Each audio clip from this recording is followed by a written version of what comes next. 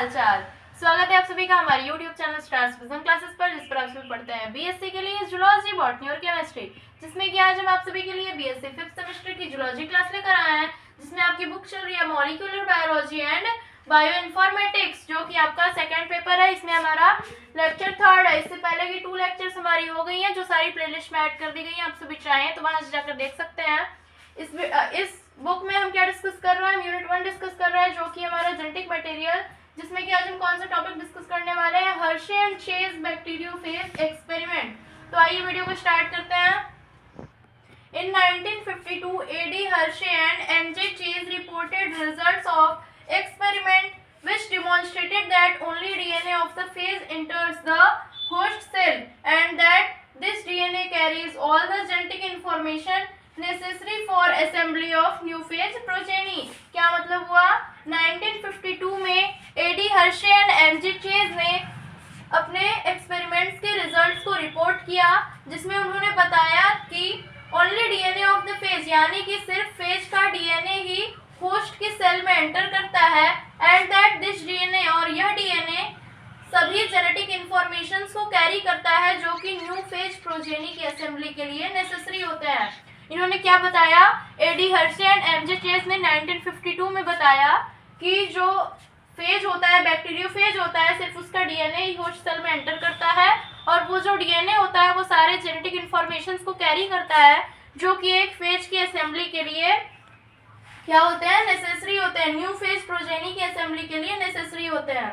This experiment indicated that during infection, यानी कि यह एक्सपेरिमेंट जो है वह इंडिकेट करता है कि इन्फेक्शन के दौरान only the phage DNA and not the phage protein enters the bacterial cell, सिर्फ फेज का डीएनए और फेज का प्रोटीन एंटर नहीं करता है बैक्टीरियल सेल में। यानी कि यह एक्सपेरिमेंट इंडिकेट करता है कि इन्फेक्शन के दौरान फेज प्रोटीन एंटर नहीं करता है, सिर्फ फेज डीएनए ही बैक्टीरियल सेल में एंटर करता है। The protein coat is left outside, और जो प्रोटीन कोट होता है बैक्टीरियोफेज का वह बाहर ही रह जाता है, बाहर ही छोड़ दिया जाता है। This DNA entering the host cell carried all the genetic information for the synthesis of new phage particles। और यह जो DNA होता है जो होस्ट सेल में एंटर करता है, होस्ट बैक्टीरियल सेल में एंटर करता है, carried all the genetic information, वह सभी जेनेटिक इंफॉर्मेशन को कैरी करता है न्यू फेज पार्टिकल्स के सिंथेसिस के लिए। तो इस सारे एक्सपेरिमेंट से क्या पता चलता है, आइए जानते हैं।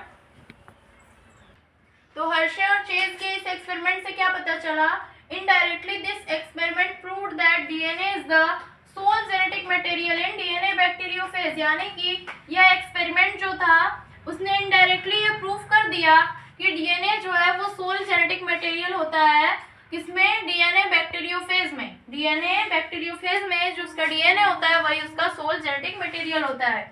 AD Hershey shared with M. Delbruck and Cecil Urrea the Nobel Prize in Physiology और Medicine for 1969। यानी कि एडी हर्शे को M. Delbruck and Cecil Urrea के साथ नोबेल प्राइज दिया गया फिजियोलॉजी या फिर मेडिसिन में 1969 में, यानी कि 1969 में इन्हें नोबेल प्राइज से नवाजा गया, इन्हें नोबेल प्राइज दिया गया बैक्टीरियोफेज एक्सपेरिमेंट के लिए।